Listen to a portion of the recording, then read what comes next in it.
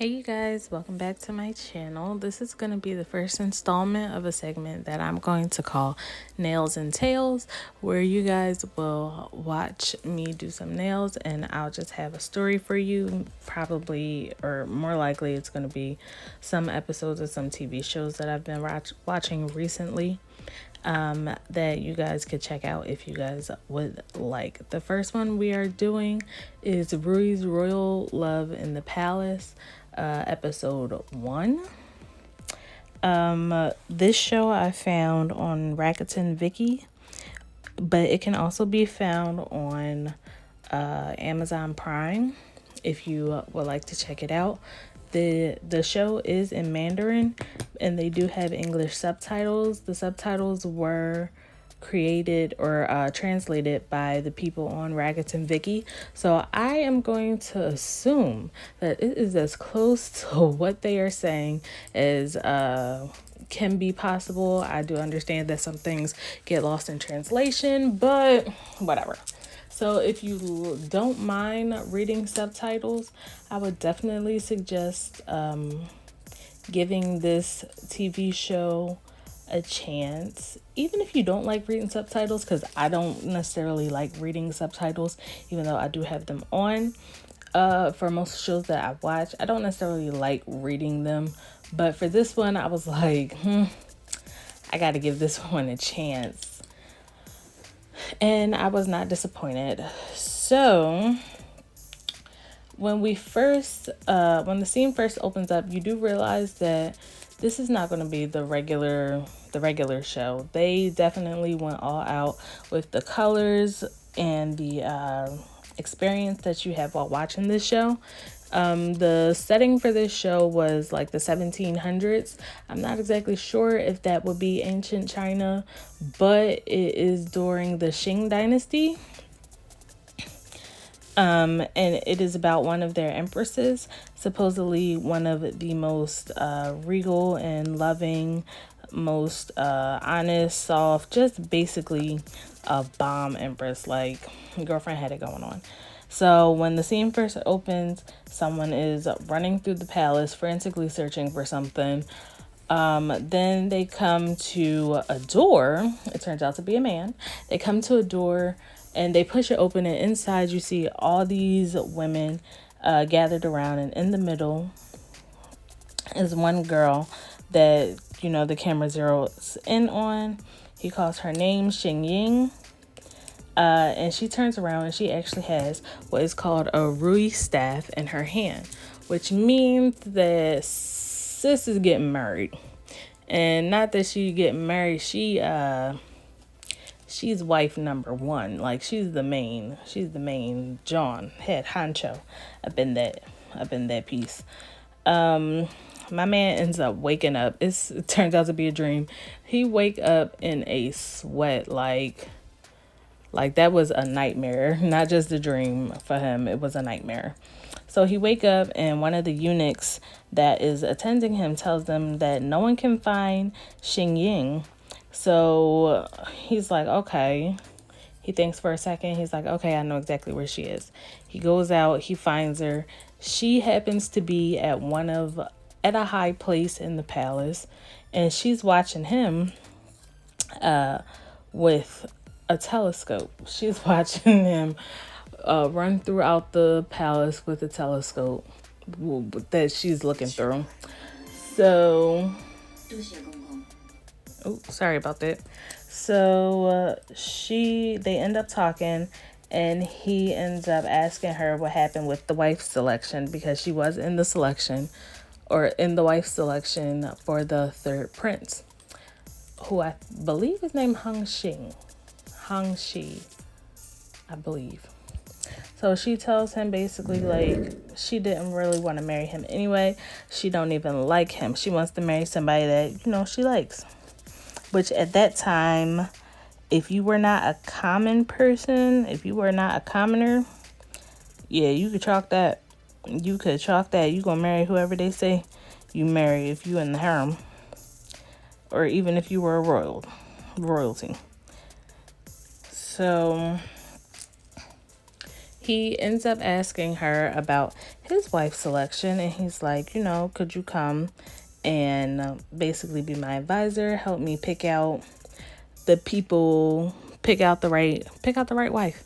And she looked at him for a second because they've been best friends for forever, and they got a little thing going on. And she looked at him like, fool, you really not gonna pick me? And he like, no. She was like, well, I ain't coming to do that. I'm not about to do that. So she takes the telescope and leave. She ends up, then they cut to the scene where she's at like her aunt's house, and her aunt happens to be the current empress. Family is on a full Lizzie. And her aunt is getting her ready, getting a dress fitted for her so that she could go to the fourth prince's wife selection. And she's basically, Xing Ying is basically like, he's not going to pick me. We're like best friends. We're like brother and sister. Like we're not going to be able to get together. So the aunt like, girl, shut up and try this dress on. Basically, like, you gonna go where I tell you to go, because we don't have that many officials in our family. We only have women who are part of the harem, which is basically a bunch of ladies who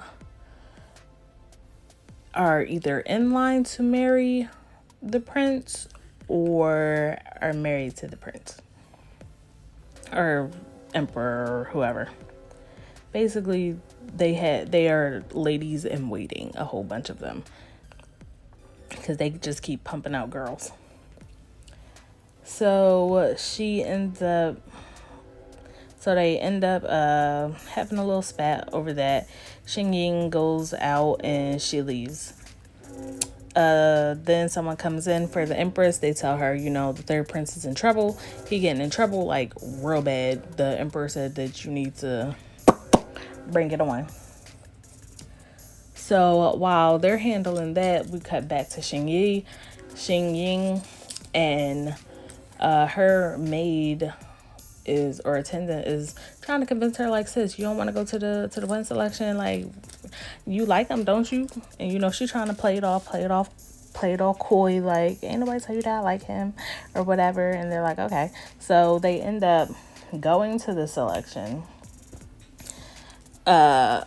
They come in like not the beginning of the selection, but Hung Lee, who is the fourth prince, ends up starting the selection, and he's kind of dragging his feet, really hoping that she comes. Like, he keep looking at the door like, is she gonna come? Is she gonna come? And he dragging his feet, talking to the girls that are there. So she comes in late, ends up getting chosen as the main wife, and she like, I thought you said you was gonna pick me. And he was like, I told you I was, because during that conversation he did say like, okay. And she was like, yeah, but I thought you was joking. He like, so you gonna take the staff or not, because we here now. So she ends up taking the staff. The emperor comes in and basically says, she can't be the main wife, because they done told him who is who. He like, yeah, that's not gonna happen. So he ends up telling them why, and it turns out that due to the not even necessarily misdeeds of the third prince, because you realize that the third prince really didn't do, in my opinion, he didn't do anything that was horribly bad, but whatever. He gets stripped. The third prince gets kicked out of the royal family, period. Like, he's no longer prince. I don't even know what he would be at this point.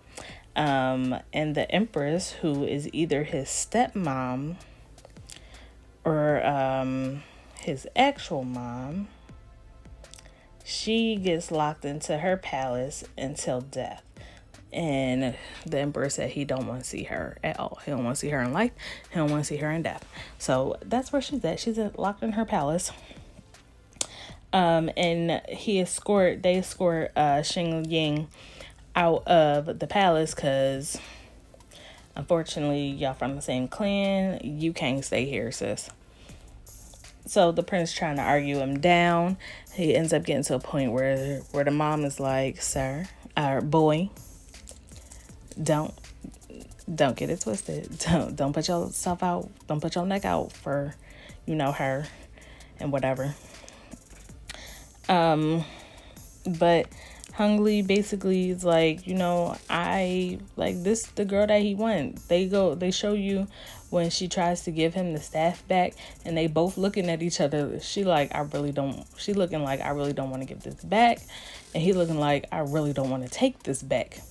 So you realize that they got their little, even though they was acting all coy, they really are feeling each other like deeply, deeply, deeply. So as she being escorted out the palace, she convinces the eunuch to drop her by her aunt's house so that she can, ask her what happened, what's going on. So the aunt's like, you need to go to the emperor and beg him for me, like beg him to let me out of here. And she's like, well, since I just got kicked out of the palace, I can't beg him for nothing.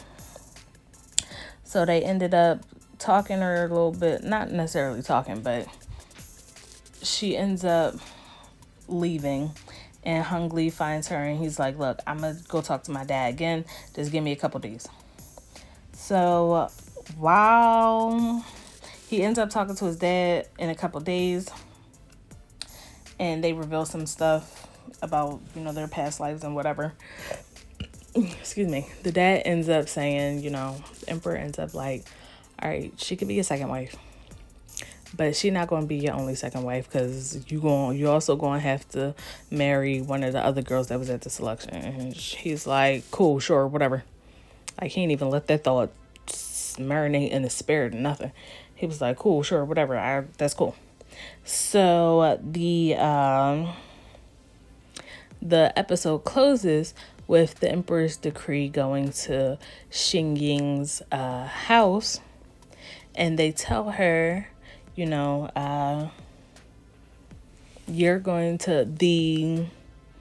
fourth prince got promoted to, it was like prince of the first degree or something like that. So basically he's like first in line. If the emperor decides he wants to die, he's first in line to get the throne. So he says, so they come in and they basically say, hey, look, you were chosen to be the emperor's second wife. The eunuch, you could tell in this story when people like really like you, because the eunuchs be happy for news that don't even concern them. Like, this man was genuinely happy for her, and it had nothing to do with her, or nothing to do with him. Granted, it could have been because he liked her aunt, but like, news ain't have nothing, wasn't gonna change his life one bit. So he's like, they're like in shock, because when he's telling them that, you've been chosen as the second wife. And her dad's like, for real? He's like, yeah. So he goes to her, he hands her a purse, which was supposed to be for the second wife. He hands her a purse and says, here's the purse that you were supposed to get that you didn't get, and I am personally bringing this to you. And he was just beaming with joy. And that's really it for this first episode. They do kind of leave you on cliffhanger sometimes. I'm surprised I even got all of this out before the video actually closed. But I think that you guys should really check this out. Again, you can find it on Rakuten Viki, which is free. You do have to pay if you don't want any commercials. They have commercials. Or you can, if you have Amazon Prime, you can look at it there as well. Like these episodes, or this specific series drama, like, I really enjoyed. Like, I learned a couple Mandarin words. Granted, I don't even know when I would ever use them, but it's good to know. And my dumb self done went out and brought nail guards. Like, I really wanted to be in this drama so bad. Like, I really wanted to be in it. But that's all for right now.